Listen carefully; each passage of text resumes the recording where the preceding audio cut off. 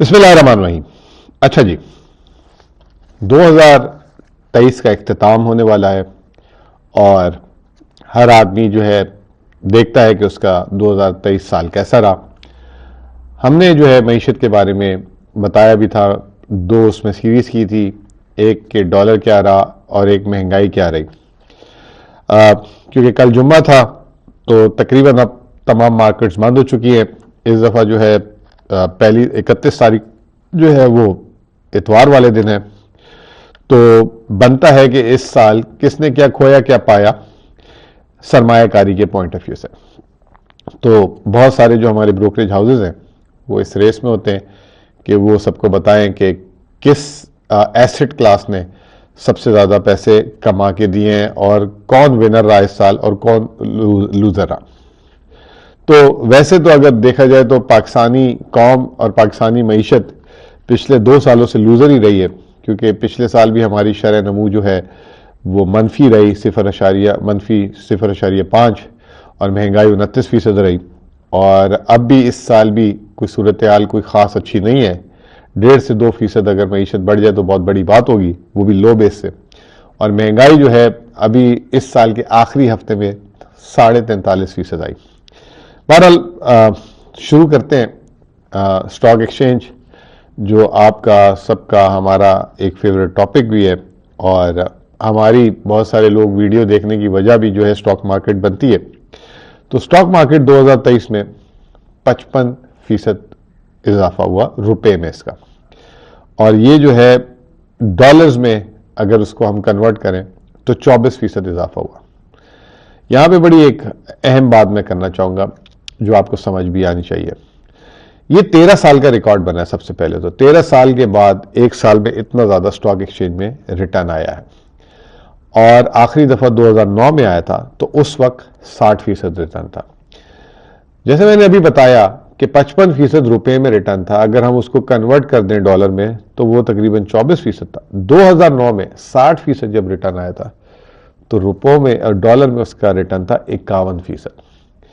तो इस साल हमारे तो ये साफ बुनियादी एक चीज़ दिखाई जाती है कि हमारे जो रुपए में अगर किसी ने बहुत ज़्यादा आमदनी कमाई भी है तो वो उसका असर जो है जेल हो गया, क्योंकि रुपए की कदर बेतहाशा गिरी।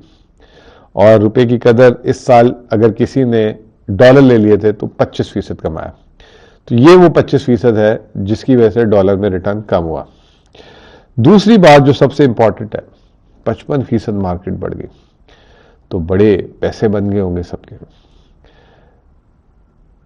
29 दिसंबर 2023 को जब स्टॉक मार्केट क्लोज हुई तो जो मार्केट की टोटल वैल्यू थी वो 32.2 अरब डॉलर थी। कितनी थी? 32.2 अरब डॉलर। हम सुनते आ रहे हैं कि जी पाकिस्तान के पास बहुत असासे हैं, पाकिस्तान के पास बहुत माल दौलत है। पूरी स्टॉक एक्सचेंज और इसमें पूरे पाकिस्तान की कंपनियां जो हैं उनकी पूरी मालियत सिर्फ 32.2 अरब डॉलर है। कहने को 55% स्टॉक मार्केट बढ़ी है, लेकिन पिछले साल 31 दिसंबर 2022 के मुकाबले में अगर डॉलर में मार्केट देखी जाए तो सिर्फ 0.7% बढ़ी है। यानी कि इस साल जो है मार्केट कैपिटलाइजेशन, यानी कि एक साल पहले हमारा मार्केट का कैपिटलाइजेशन जो अभी 32 अरब डॉलर है वो तकरीबन वही है, 33 बिलियन डॉलर। तो कोई डॉलर में हमारी मार्केट का साइज नहीं बढ़ा, इसके ऑप्टिक्स ज़्यादा हो गए, दिखाया ज़्यादा गया। मुझसे सवालात लोगों ने किए कि स्टॉक मार्केट बढ़ने की वजह क्या है। बार बार लोगों ने पूछा, मैंने बार बार जवाब दिया, क्योंकि अब साल का आखिर है और लोग ये कहते हैं कि मईशत तो इतनी अच्छी हुई नहीं है तो स्टॉक मार्केट क्यों बढ़ी है। पहली बात तो ये कि रियल टर्म में अगर देखा जाए तो स्टॉक मार्केट सिर्फ 0.7% बढ़ी है। डॉलर टर्म्स में देखा जाए तो 24% और स्टॉक एक्सचेंज रुपए में 55%। तो कितना ज्यादा फर्क है अंडरस्टैंडिंग में।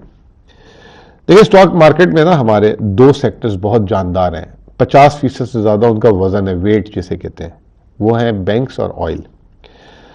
अब जो लोगों का एक बुनियादी सवाल है कि अगर मुल्क नीचे जा रहा है, शरह नमू अगर जिस मुल्क की मनफी हो तो स्टॉक एक्सचेंज 55% कैसे बढ़ सकता है? क्या ये दूसरे मुल्क के हिस्से से इस मुल्क में ट्रेड होता है? बेसिकली जो मेरा तजर्बा ये कहता है, मैंने इसको बड़ा क्लियर भी किया, हमारी मार्केट में बहुत सारे सेक्टर ऐसे हैं, वो सेक्टर जो है इकॉनमी के तकरीबन जो है रिवर्स चलते हैं। मिसाल के तौर पे शरह सूद पाकिस्तान में इस वक्त जो है तारीख की बुलंद तरीन सतह पे है 22%। अब वो 22% शरह सूद की वजह से हुकूमत पाकिस्तान का 90% टैक्स का रेवेन्यू जो है सूद की अदायगी में जा रहा है। तो हुकूमत कंगाल हो चुकी है और इस साल का तारीखी कर्जा लिया जाएगा। इसके अलावा निजी शोबा भी 22% पे कर्ज नहीं ले पा रहा है इस साल, मतलब तकरीबन कर्ज नहीं लिया गया। लेकिन बैंक्स के हिस्से जो हैं वो उन्होंने तबाही मचा दी, वो इतने बढ़ गए हैं। उसकी वजह यह कि बैंक्स की कमाई सूद की होती है और उनके वारे न्यारे लग गए, उनकी लॉटरी लगी हुई है। जब किसी चीज के मुनाफा बढ़ता है तो उसकी कीमत बढ़ जाती है, इसलिए बैंक्स के शेयरों की कीमत बढ़ गई। दूसरा, आपका हमारा इस साल सबका एक कॉमन मसला था, वो था बिजली, गैस और पेट्रोल। पेट्रोल भी हमारे अखराजात बढ़ गए, बिजली के बिल आपको पता है तकरीबन 35 से 40% और गैस के तो 1100% तक बढ़े। अब उसमें जो है ऑब्वियसली मेरा और आपका नुकसान हुआ है, हमारी जेब से ज्यादा पैसे गए हैं बाहर, तो किसी को तो गए ना, किसी का तो प्रॉफिट है ना। वो ऑयल एंड गैस सेक्टर था और ऑयल एंड गैस ने भी बेतहाशा पैसे कमाए। फिर इसी तरीके से एक खाद फर्टिलाइजर है, उसके जो है प्रॉफिट्स बहुत अच्छे हैं क्योंकि हुकूमत सस्ती गैस देती है उनको। इसी तरीके से हमारे जो है क्या कहते हैं पावर सेक्टर है बिजली का, बिजली के सेक्टर में जो है इतना गर्दिशी कर्जा जो 2000 अरब, हुकूमत कंगाल हो रही है, अवाम पे बिजली का बोझ, लेकिन उनको पैसे मुंतकिल हो रहे हैं तो उनके प्रॉफिट्स बढ़ रहे हैं। तो ये वजह है स्टॉक मार्केट बढ़ने की। तो जो लोग परेशान होते हैं बार बार सवाल करते हैं कि मईशत नीचे जा रही है, स्टॉक कैसे ऊपर जा रही है, तो ये वजह है स्टॉक पर जाने की। अच्छा जी, आगे चलते हैं। स्टॉक मार्केट का तो बता दिया 55%। फिर है नया पाकिस्तान सर्टिफिकेट। हुकूमत पाकिस्तान ने एक नया पाकिस्तान सर्टिफिकेट ओवरसीज पाकिस्तानियों के लिए बनाया था और उनको कहा था कि अगर आप जो है इसमें सरमायाकारी करेंगे तो हम आपको 8% रिटर्न देंगे। तो उसका जो है अगर हम रुपयों में कन्वर्ट कर दें 25%, क्योंकि रुपए की कदर गिरी है, और 8% वो, तो उनका 33% प्रॉफिट बना है। तो जिन्होंने ये पैसे डॉलर में नया पाकिस्तान में रखे थे, ये पाकिस्तानी जो रहते हैं इधर उनके लिए सहूलत मुहैया नहीं थी, ये ओवरसीज पाकिस्तानियों के लिए थी। फिर इसमें ये आरिफ हबीब की एक रिपोर्ट है, उसमें मैंने देखा कमर्शियल प्लॉट्स का उन्होंने कहा कि 28% कीमतें बढ़ी हैं। आई थिंक ये थोड़ा सा स्टेटमेंट, ये जो इंडेक्स है ये भी वेल रिसर्च नहीं लगता मुझे, ये ब्रॉड बेस नहीं लगता, सोर्स नहीं है इसकी। लेकिन कहा यह जा रहा है कि कमर्शियल प्लॉट्स इस साल उनकी कीमतों में इजाफा हुआ है। It can be valid for few location but it can not be valid for entire Pakistan, ये मैं इसमें ये कहना चाहूंगा। और ओवरऑल प्रॉपर्टी मार्केट तो बहुत डिप्रेस है क्योंकि शरह सूद ज्यादा है, FBR रेट्स आ गए हैं, etcetera etcetera etcetera. US dollar का मैं आपको बता चुका हूं कि 25%, जिसने यूएस डॉलर रखे उसने 25% कमाया, और अगर उसके बैंक ने उसको कोई मुनाफा दे दिया तो वो उसके ऊपर होगा। ट्रेजरी बिल जो हुकूमत के हम लेते हैं उसने औसत 22% जो है उसमें आमदनी हुई क्योंकि 22% शरह सूद है। सोना 18%, जिन्होंने गोल्ड लिया, यानी कि अगर वो डॉलर ले लेते तो ज्यादा फायदे में थे क्योंकि गोल्ड की फ्लक्चुएशन थोड़ी ऊपर से नीचे आई।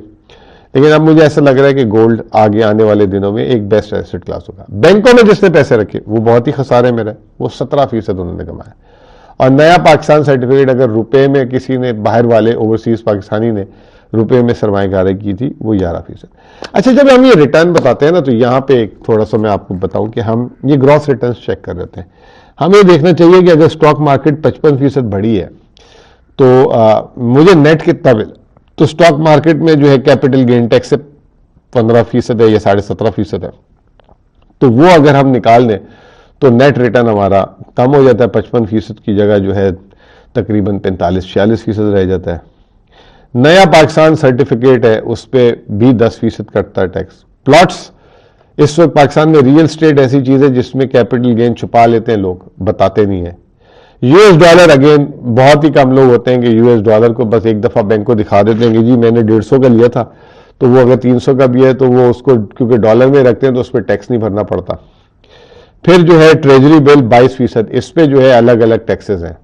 जैसे आपका इनकम टैक्स का स्लैब बनता है 35% तक टैक्स जाता है। तो यानी कि अगर किसी का 35% 22% में जा रहा है तो उसको जो है 15% ही नेट रिटर्न मिला।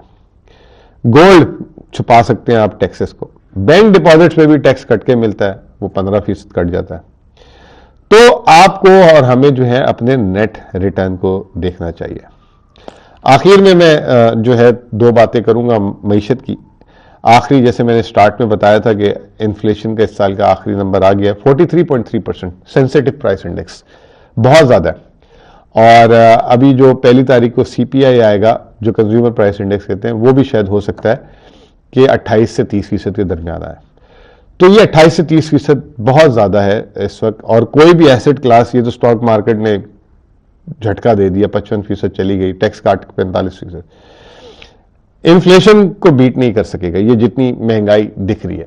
हमें इसको कम करना पड़ेगा अगर अगले साल हम गुर्बत और उसको कम करना चाहते हैं। वर्ल्ड बैंक ने भी कह दिया पाकिस्तान का माशी मॉडल फेल है।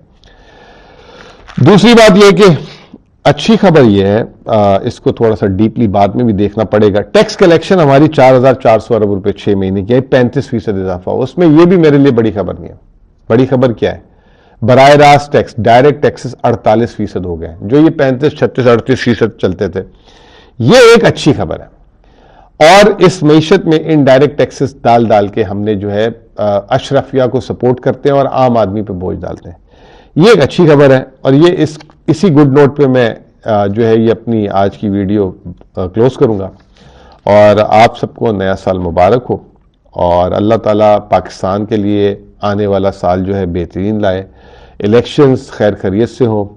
अभी तक जो इलेक्शंस की रिपोर्ट्स आ रही हैं उसमें बहुत ज़्यादा फ्री एंड फेयर वाली कोई चीज़ नज़र नहीं आ रही। ये कॉस्टली हो सकता है अगर किसी न तरीके से, अगर इलेक्शन कंट्रोवर्शियल हो गए, वो हमारी मईशत पे असर कर सकता है उसका।